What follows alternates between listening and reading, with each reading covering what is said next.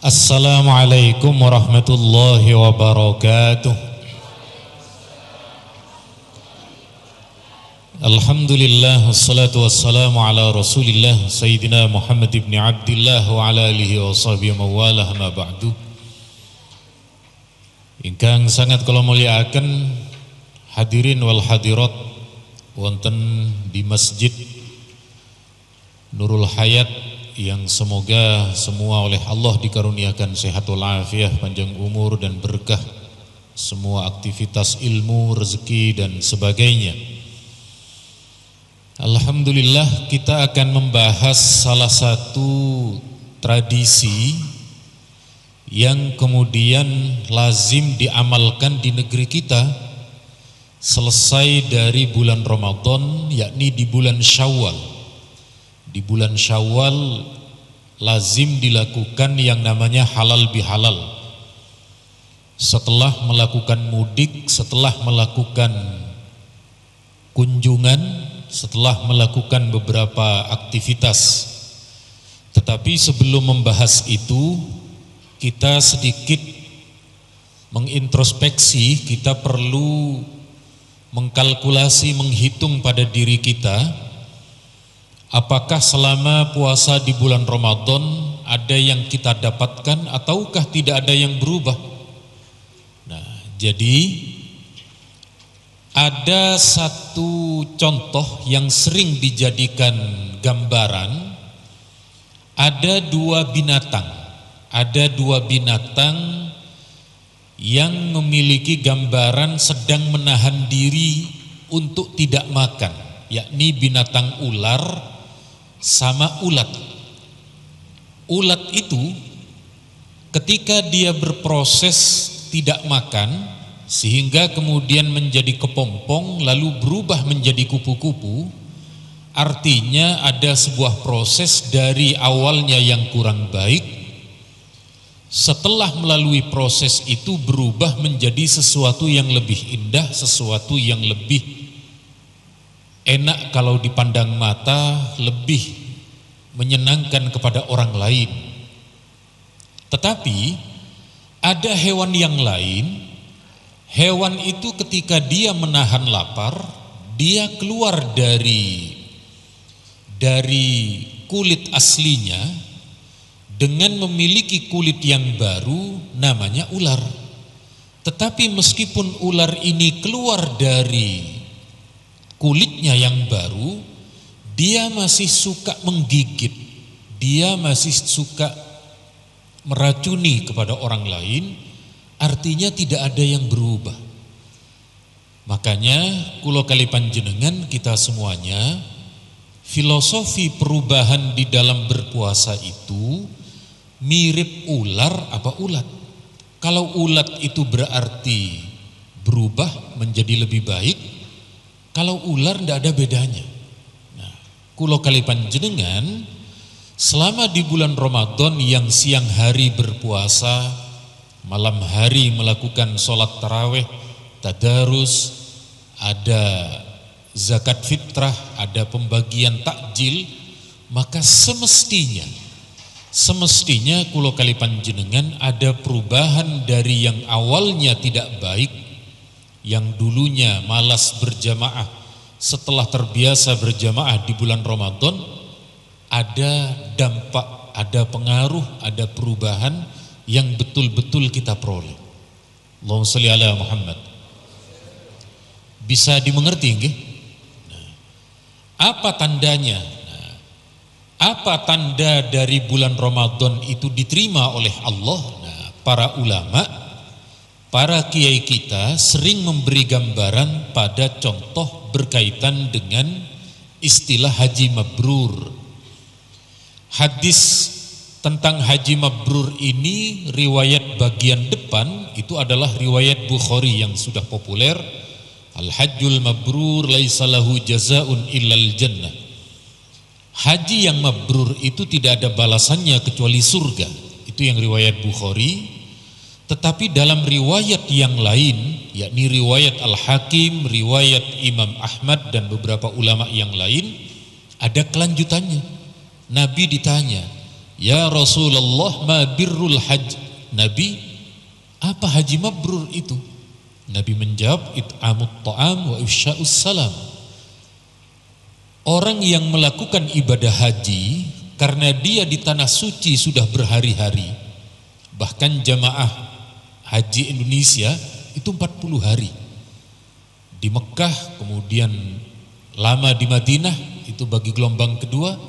Bagi gelombang pertama ke Madinah dulu, lalu kemudian lanjut ke Mekah.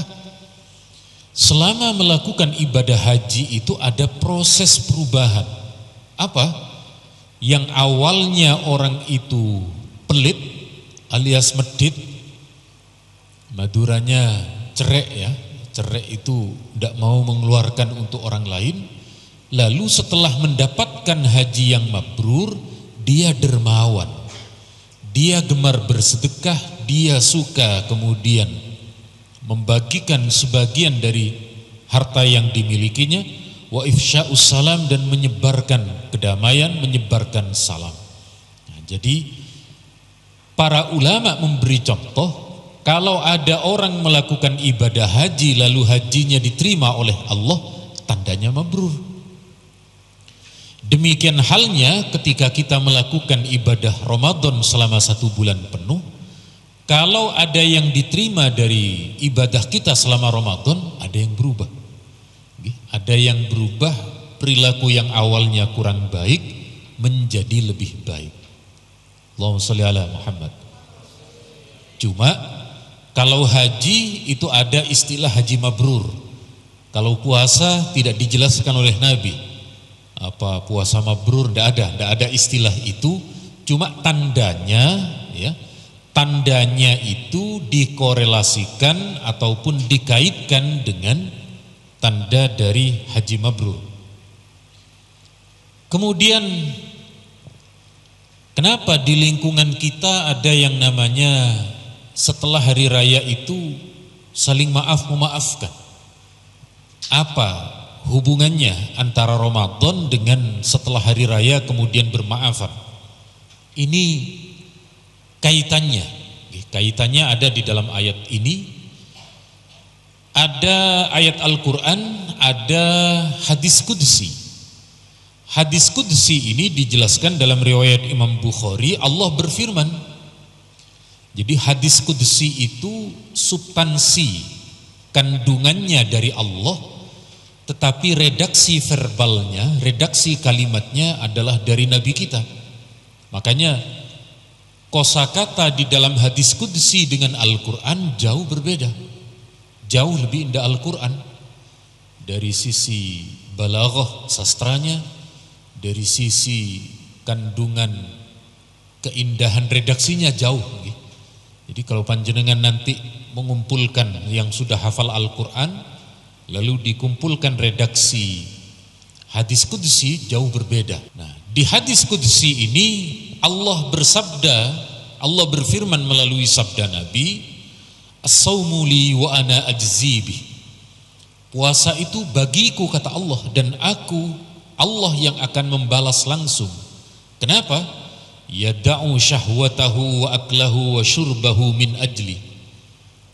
Hamba-hamba Allah itu tidak makan, tidak minum, menahan syahwatnya hanya karena Allah, sehingga antara kita dengan Allah atau yang disebut dengan haqqullah itu oleh Allah langsung diberi ampunan.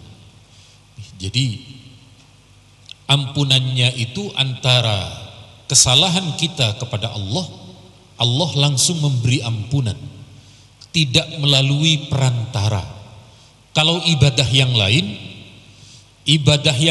itu yang mencatat pahalanya malaikat. Kemudian amal ibadah yang lain juga begitu. Ada yang diketahui oleh manusia, diketahui oleh malaikat. Tetapi berkaitan dengan masalah ibadah puasa, Allah langsung. Nah, berikutnya ada di dalam surat Asy-Syura.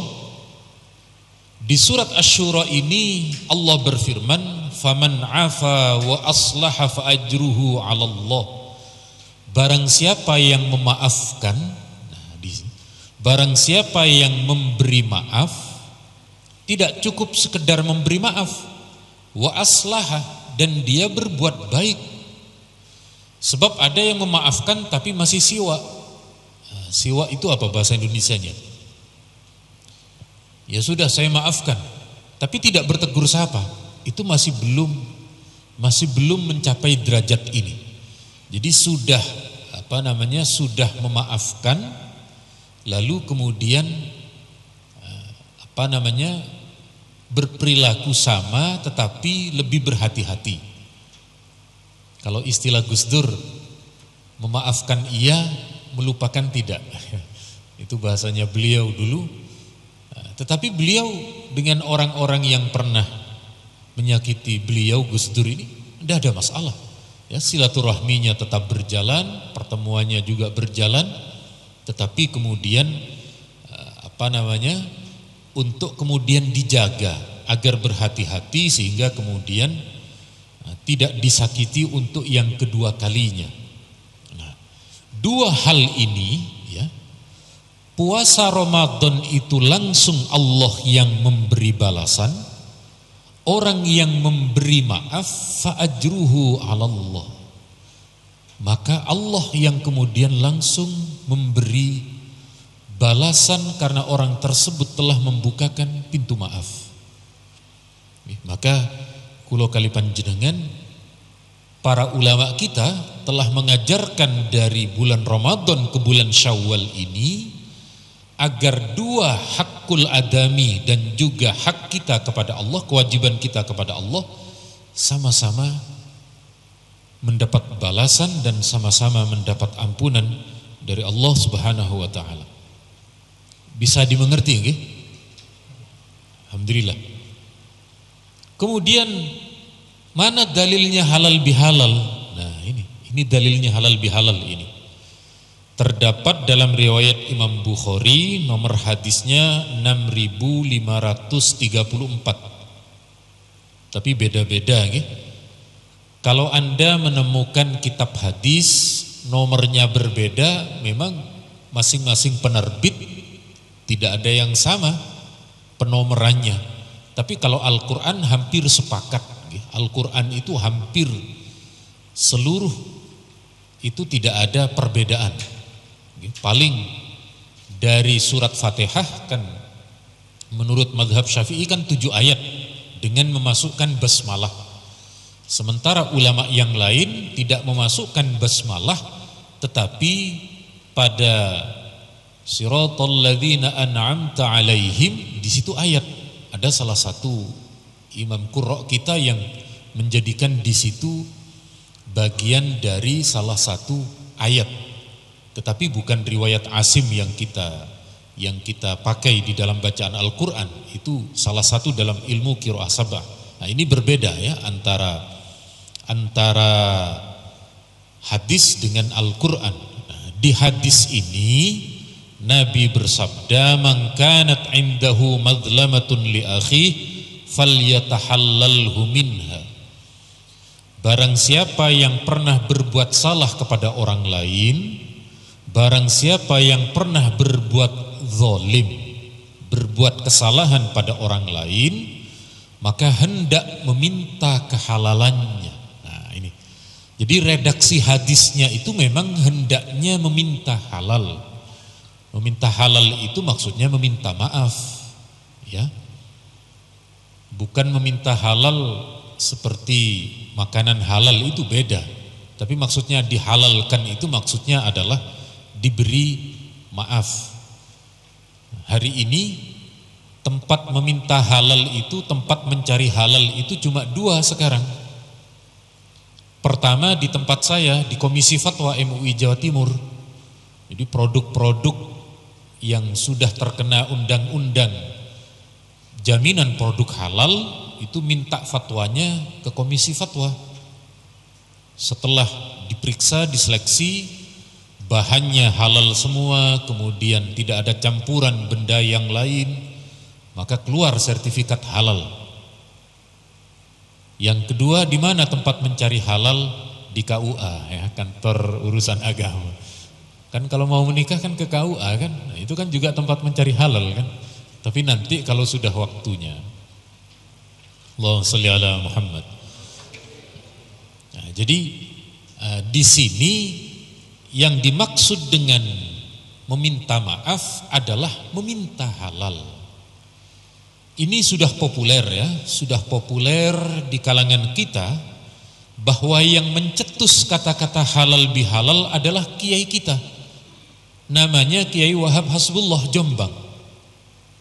Salah satu muassis dari Jam'iyah Nahdlatul Ulama. Jadi yang kita terima dari berbagai sumber itu, dulu proklamasi itu kan pas di bulan Ramadan. Jadi 17 Agustus itu Pak Karno proklamasi itu pas Ramadan itu. Pas di bulan Ramadan. Setelah proklamasi di bulan Syawal, Pak Karno ini menginginkan seluruh warga bangsa ini di negara kita tidak ada rasa benci antara satu dengan yang lain. Karena saat itu masih kuat tuduhan istilah antek-antek Belanda. Ini pro penjajah. Nah, Pak Karno ingin menghilangkan itu. Lalu beliau minta ke Kiai Wahab, Kiai, ini kita ingin melakukan pertemuan supaya kita saling memaafkan antara satu dengan yang lain. Disebut apa Kiai? Ya Kiai Wahab bilang, ya silaturahim Pak Karno. Pak Karno enggak mau, saya enggak mau istilah itu terlalu lazim. Jadi silaturahim sudah terlalu banyak digunakan. Beliau menginginkan istilah yang lain. Nah, di sini cerdiknya Kiai Wahab, di sini kepandaian beliau. Saya yakin beliau sudah tahu hadis ini. Jadi ada orang melakukan kesalahan kepada orang lain. Melakukan kesalahan itu sesuatu yang dilarang, sesuatu yang diharamkan. Maka mereka yang telah berbuat sesuatu yang terlarang, sesuatu yang diharamkan, hendaknya minta dihalalkan.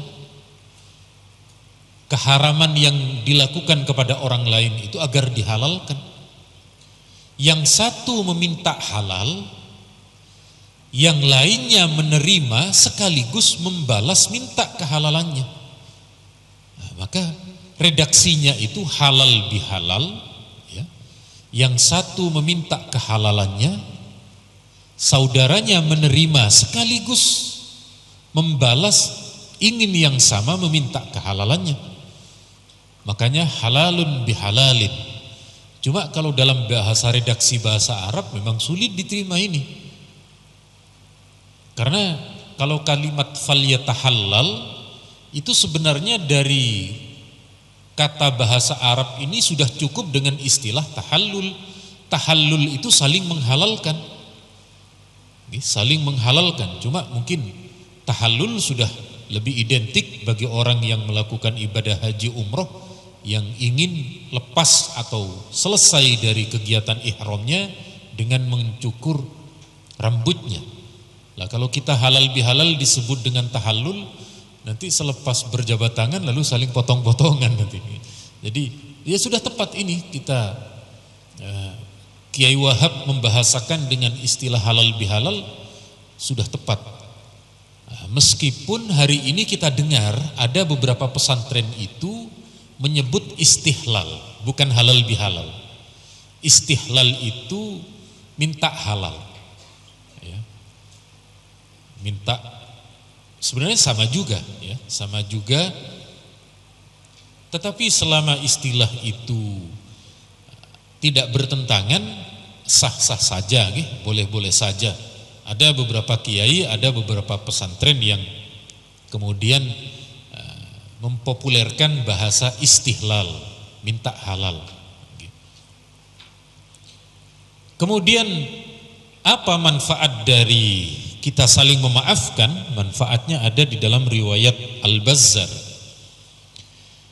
Di hadis ini Nabi bersabda, ta'afu, salinglah kalian memberi maaf antara satu dengan yang lain. Taskutud dha'ain bainakum, maka kebencian-kebencian akan lepas dari kalian. Nah, jadi bagi saya ya, saya menganggap para kiai kita dulu yang mentradisikan halal bihalal itu adalah cara yang luar biasa. Meskipun dikritik ya, jadi ada beberapa ustadz-ustadz salafi itu mengatakan minta maaf tidak harus menunggu Syawal. Betul, tidak harus menunggu Syawal. Begitu Anda berbuat salah, maka saat itu pula Anda meminta maaf. Tetapi para kiai kita mengajarkan minta maaf ini dilakukan secara bersama-sama agar tidak ada yang berat, agar tidak ada merasa malu untuk saling meminta dan memberi maaf. Jadi ini strategi yang luar biasa yang kemudian di antara kulo kali panjenengan satu dengan yang lain diawali dengan Idul Fitri di rumah. Idul Fitri di rumah antara orang tua dengan anaknya. Di hari Idul Fitri sudah bermaafan. Lalu berlanjut ke masjid. Selepas sholat Id mereka bermaafan jamaah masjid itu. Sepulang dari masjid ketika unjung-unjung itu mereka sudah saling bermaafan antara satu dengan yang lain. Ini ketika mereka di tempat mudiknya masing-masing. Begitu balik ke tempat kerjanya, ke tempat tugasnya, di tempat kerja ada halal bihalal, di kantor kelurahan, di kantor desa, di kantor kecamatan, maka kemudian kebencian itu betul-betul luntur, betul-betul telah hilang antara satu dengan yang lain dikarenakan telah memaafkan. Makanya kalau ditanya kenapa penduduk Indonesia itu orangnya ramah-ramah, kenapa warga negara kita ini orangnya itu enggak gampang galak, ya karena ini kiai kita sudah mengajarkan setiap setahun sekali minimal ya, minimal itu kemudian membukakan pintu maaf untuk memberikan maaf antara satu dengan yang lainnya. Bisa di-understand apa boten niki? Bisa nggih? Ya, bahasanya pun campuran niki. Ya, karena halal bihalal niku kan campuran, maka di-understand juga campuran niki. Kemudian ini yang kita lakukan saling memberi maaf. Jadi ada di dalam satu riwayat Imam Abu Dawud niki meriwayatkan hadis dulu sebelum Nabi ada seseorang bernama Abu Domdom. Ya. Ini bukan nama mobil-mobilan zaman kecil kita. Kalau zaman kecil kita kan bom-bom kar gitu ya, mobil-mobilan. Ini dom-dom ini. Tapi bukan berarti mainan. Ini nama satu sosok dahulu. Kata Nabi, bisakah kalian meniru seperti Abu Domdom? Kenapa Nabi? Beliau ini setiap malam itu mengatakan, irdi liman syatamani. Saya telah memaafkan siapapun yang mencaci maki saya. Saya memaafkan siapapun yang pernah mengolok-olok. Kalau zaman sekarang, siapapun yang membuli. Ya, kalau di zaman kami, bully itu udah biasa. Ya. Kalau sekarang ada anak-anak dibully, sudah bermasalah. Ya. Nah, tetapi sekali lagi, kita kemudian memberi maaf kepada orang lain.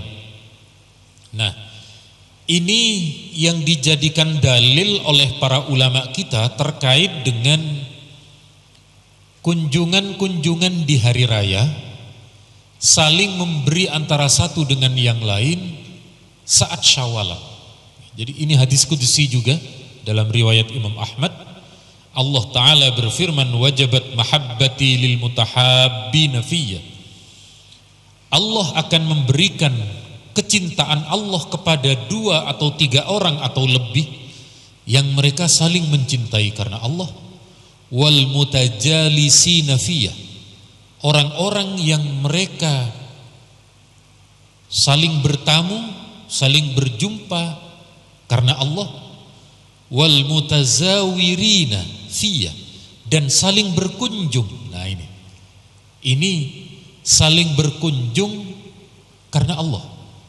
Jadi saat hari raya itu kan antara satu dengan yang lain kan saling berdatangan, bergantian. Wal mutabadzilina fiyya, dan orang yang saling memberi. Nah, jadi kita tahu hampir di semua rumah itu ada makanan yang enak, ada jajanan yang enak, ada ketupat, ada opor ayam. Itu saling memberi karena Allah.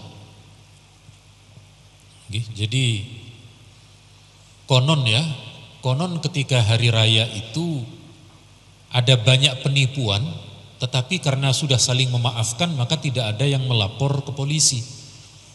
Apa penipuannya? Penipuannya itu biskuit tetapi di dalamnya itu isi rengginang. Nah, itu kan kena pasal penipuan itu ya, karena tidak sesuai. Orangnya akan kecewa. Dia berangan-angan akan memakan wafer, lah kok ternyata di dalamnya isi nasi goreng. Rengginang kan nasi goreng itu kan ya. Nasi goreng kata orang Madura itu. Nah, maka di situ sudah saling memaafkan antara satu dengan yang lain. Bahkan ada ini, saya bilang ke istri, untuk hari raya jajan dan makanan yang enak kata saya. Kenapa? Kata istri saya, kalau ndak ada yang mau makan biar kita yang makan, yang menghabiskan. Jadi saling enak gitu. Saling enak ketika diberikan kepada orang lain enak, yang kita makan sendiri juga enak. Bismillahirrahmanirrahim. Izin bertanya Ustaz, bagaimana kan kalau kebiasaan kayak saya pribadi di rumah, kalau hari raya itu kan biasanya main-main ke kerabat-kerabat. Kadang itu kan ada yang bukan mahram, tapi tetap cium tangan gitu Ustaz. Kalau gak kayak gitu kan dari dulu sudah biasa kayak gitu. Kalau sekarang enggak, nanti dikira kenapa-napa. Kok tumben anak ini gak ini? Itu gimana Ustaz? Baik, bagaimana dengan terkait dengan bersalaman dengan selain mahram? Jadi begini, memang di dalam mazhab kita, di dalam mazhab Syafi'i, itu para ulama kita secara tegas berdasarkan riwayat ini, la ayyut ana fi ra'si ahadikum bimakhitin min hadid khairul lahu min ayyamassa imra'atan la tahillu lahu. Andaikan ada seseorang yang kepalanya ditusuk dengan besi, lebih baik daripada dia kemudian menyentuh perempuan yang tidak halal baginya. Hadis ini riwayat Imam Tabrani, para ulama sepakat mengatakan hadis ini sahih. Makanya di dalam mazhab Syafi'i haram ini. Ya, haram dan tidak diperbolehkan. Hadis ini kemudian terjadi perbedaan penafsiran dari para ulama. Bagaimana penafsirannya? Penafsirannya menurut para ulama, haram itu kalau ada syahwat. Apa syahwat itu? Syahwat itu ngerenyeng-ngerenyeng gitu loh. Jadi kalau bersentuhan lalu ngerenyeng, suwiwir gitu, itu syahwat yang haram. Makanya di beberapa mazhab itu, misalnya di dalam mazhab Hanafi, perempuan yang tidak disyahwati seperti sudah nenek-nenek ya, sudah keriput itu, kan biasanya tidak ada syahwat. Ketika bersentuhan dengan beda mahram yang sudah tua, itu tidak haram karena tidak ada syahwat. Tapi kalau dalam mazhab Syafi'i mutlak ya. Di kalangan mazhab Syafi'i tidak diperkenankan, tidak diperbolehkan. Nah, kemudian bagaimana cara supaya aman? Supaya aman ketika hari raya, karena dulu kita terbiasa bersalaman, lalu setelah kita mondok kok kemudian kalau tidak bersalaman dianggap sok suci, dianggap macam-macam. Kalau kita kan ngerti, karena kita sudah dibentuk dengan ilmu, jadi kita ngerti. Sementara yang selain mahram kita belum mengaji sehingga belum mengerti, akhirnya kan jadi tidak enak ngomongnya. So alim loh misalnya, kata orang Jakarta ya. Tidak tahu kalau kata orang sini bagaimana. Nah, caranya kalau perempuan itu bisa dengan kudungnya, dengan jilbabnya, kan jilbabnya panjang. Itu dengan kerudungnya, dengan hail, ya. Atau supaya aman kalau saya dengan cara seperti ini. Jadi tangan saya itu saya rapatkan begini. Nah, cara seperti itu menurut saya paling cospleng. Sebab perempuan yang ingin nyalami kita, kalau panjenengan nolak, itu mereka tersinggung. Tapi kalau panjenengan begini, artinya kita menerima permintaan maafnya, tetapi juga mohon maaf, tidak bersentuhan kulit. Nah, karena saya kebetulan sama ya, saya juga ada kajian halal bihalal di kantor-kantor ya, di sekolah-sekolah. Begitu halal bihalal di kantor dan di sekolah biasa mereka berjabat tangan laki-laki perempuan. Nah, karena saya ingin berikhtiar dalam madhab Syafi'i, saya begini. Dan ternyata mereka tidak kecewa ya. Mereka tidak kecewa, mereka tidak marah. Karena kita menerima yang sudah menjulurkan tangannya, dan kita menyambutnya dengan begini ya, dengan begini. Nah, itu cara yang paling enak. Nah, tapi pernah juga pas begini masih dipegang. Yang penting bukan saya yang megang gitu aja. Berarti kan saya yang kepegang ya, yang kepegang adalah saya. Nah, jadi yang paling jalan tengah ini, jalan tengahnya itu begini. Atau kalau panjenengan terpaksa, saya tidak enak ini sama istrinya paman. Istrinya paman kan sebenarnya bukan mahram, tapi gimana lagi di kampung-kampung sudah terbiasa ya, misalnya sudah terlanjur bersalaman ya, setelah itu kemudian baca istighfar, ya Allah ya astagfirullah, begitu insya Allah kemudian Allah akan memberi ampunan. Tapi jangan baca istighfar ketika ada orangnya, tersinggung nanti ya, tersinggung. Nah, jadi sekali lagi ini dikarenakan perbedaan persepsi. Kalau mondok semua ngerti, kalau yang tinggal di lingkungan agamis tahu semua. Tetapi karena kita berkumpul dengan banyak orang, maka kita sedikit turunkan itu ya, turunkan keketatan kita, tetapi sekiranya tidak melanggar syariah dan juga tidak menyakiti orang lain. Nah, selama ini cara yang paling cospleng adalah dengan cara meletakkan tangan kita meminta maaf begini ya. Bagaimana hukumnya wanita yang haid membaca atau menambah hafalan Al-Quran? Karena setiap madhab itu berbeda-beda kan. Sekian. Bagaimana dengan mbak-mbak ustazah yang sedang mengajar Al-Quran, yang sedang proses menghafal Al-Quran, lalu kemudian datang bulan lalu kemudian harus mentakror, harus mengulang-ulang bacaannya supaya tidak hilang. Ini bagaimana? Jadi ada satu riwayat begini, ada satu riwayat yang kemudian kita terima bahwa Rasulullah sebentar ada dalam satu hadis ini riwayat Imam Bukhari, kata Sayyidah Aisyah begini, kana Rasulullah yadhkurullah fi kulli ahyani. Ini dalil hadisnya. Jadi Rasulullah di semua waktunya beliau itu berzikir kepada Allah. Jadi wa kana an-nabi yadhkurullah ala kulli ahyani. Baik ketika Nabi punya wudu, Nabi berzikir.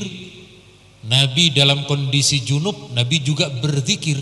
Nah, lalu para ulama kita, para kiai-kiai kita ya di dalam mazhab Syafi'i, bagi perempuan yang sedang menjaga hafalan Al-Qur'annya, ketika membaca ayat Al-Qur'an diniatkan zikir. Ya, diniatkan zikir, maka dengan menjadikan bacaan Al-Qur'an sebagai zikir boleh. Terlebih memang ada sedikit keringanan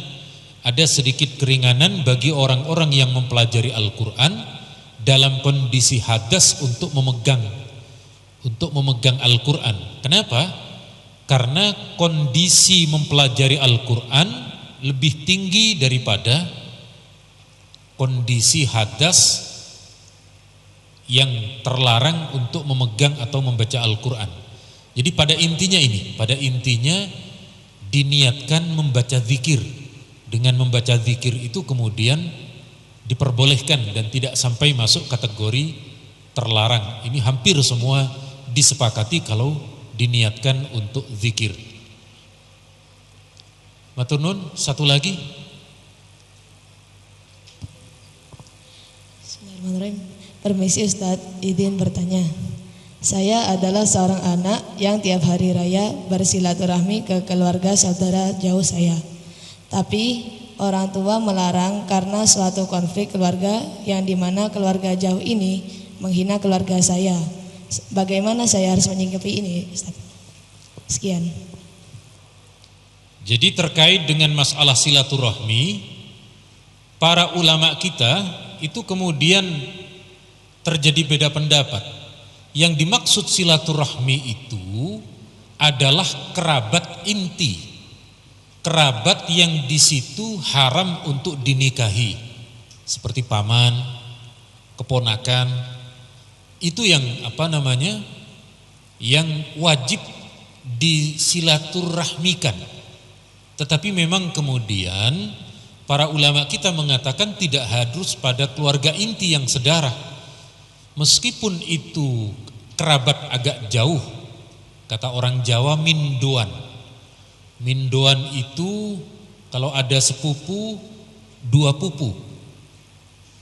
Ya, dua pupu. Maduranya dupopo, ya. Dua pupu itu masih tetap dilakukan silaturahim. Lalu bagaimana ketika ingin silaturahmi lalu oleh orang tua kita dicegah? Justru dikarenakan dicegah itu sedang terjadi qat'ur rahim namanya. Qat'ur rahim itu memutus kekerabatan. Maka panjenengan jangan meneruskan permusuhan itu. Jangan mewarisi permusuhan itu. Ya misalnya panjenengan tetap berkomunikasi tetapi tanpa sepengetahuan orang tua. Jadi kalau orang tua dengan orang tua yang pernah terlibat cekcok pertengkaran, kok diwariskan, tidak selesai-selesai itu kebencian itu. Jadi justru disitulah letak silaturahmi itu, dari permusuhan itu kemudian dihapus, dijalin ikatan yang baru sebagai bentuk kekerabatan. Jadi ini tetap panjenengan upayakan untuk bisa bersilaturahim, tetapi jangan sampai menyakiti orang tua. Bagaimana caranya? Ya caranya berkunjung dengan tanpa sepengetahuan. Apakah cukup lewat WA ataukah menitip salam dan lain sebagainya. Dari saya cukup sekian. Pada intinya alhamdulillah apa yang kita amalkan di hari raya adalah hal-hal yang kemudian memiliki riwayat dan memiliki dalil yang memang dari dulu oleh para ulama kita sudah ditekankan untuk kita amalkan. Al-Fatihah.